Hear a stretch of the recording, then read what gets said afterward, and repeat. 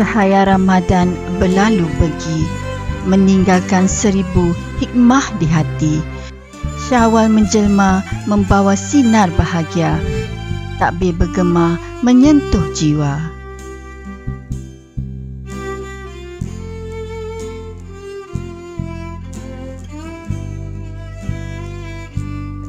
Di sebalik amanah memimpin dan mendidik generasi, terjalin ukhuwah yang mengikat kita sebagai satu keluarga. Tawa yang dikongsi, salam yang dihulur menjadi tanda kasih yang tidak pernah pudar.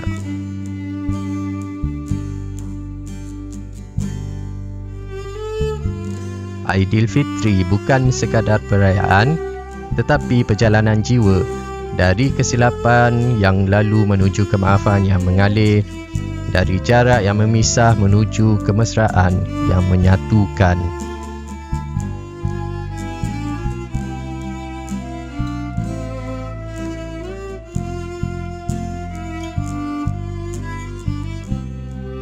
Syawal menjelma membawa sinar kemenangan. Takbir bergema memecah keheningan. Hati yang pernah jauh kini kembali dekat. Kasih yang terlerai kembali terikat.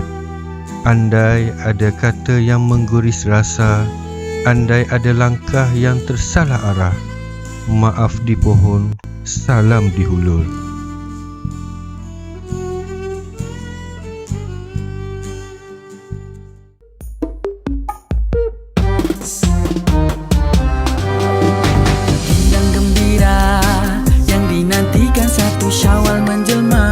Saya, Cikgu Julia binti Benjamin Siri, mewakili warga SK Bukit Tunggal ingin mengucapkan Selamat Hari Raya Aidilfitri. Maaf zahir dan batin.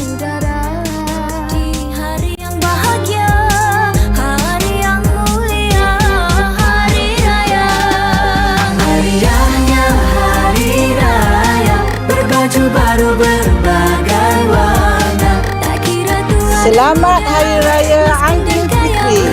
Maaf zahir dan batin. Kami mengucapkan Selamat Hari Raya Aidilfitri. Maaf zahir dan batin. Selamat Hari Raya semua. Maaf zahir dan batin. Selamat Hari Raya. Maaf zahir dan batin.